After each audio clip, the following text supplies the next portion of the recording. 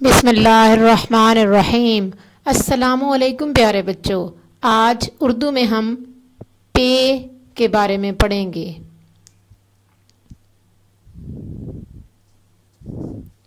जी मेरे साथ पढ़िए। इस हर्फ का क्या नाम है? पे। और पे की आवाज़ कैसी है? प। पे प। फिर से एक बार पढ़िए। पे। और पे कैसे बोलता है? प। पे प। पंखा। पे प पंखा। पे प पतंग। पे प पतंग। पे प पत्ता। पे प पत्ता। पे प प्याला। पे प प्याला। पे प पानी, जिसे हम पीते हैं। पे प पानी। तो आइए सबक की दोहराई कर लेते हैं। मेरे साथ साथ पढ़िए। पे प पंखा। पे प पतंग। पे प पत्ता। पे प प्याला।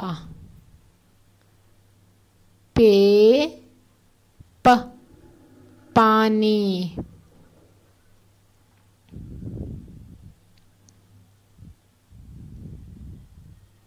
तो जी बच्चों, अब आपके घर का काम है जो आप किताब में करेंगे। तो अपनी किताब खोलिए।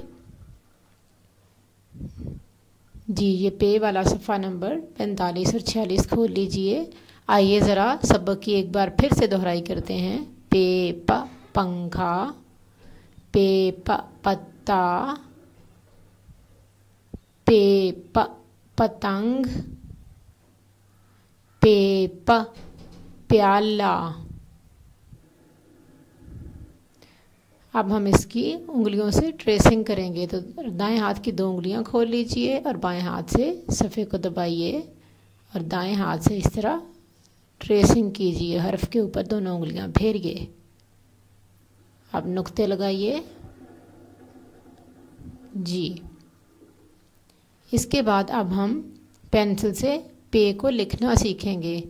अपने दाएं हाथ में पेंसिल को अच्छी तरह से मज़बूती से पकड़ लीजिए और बाएं हाथ से सफ़ा दबाइए और अब लिखना शुरू कीजिए। जी यहाँ से आप शुरू करेंगे।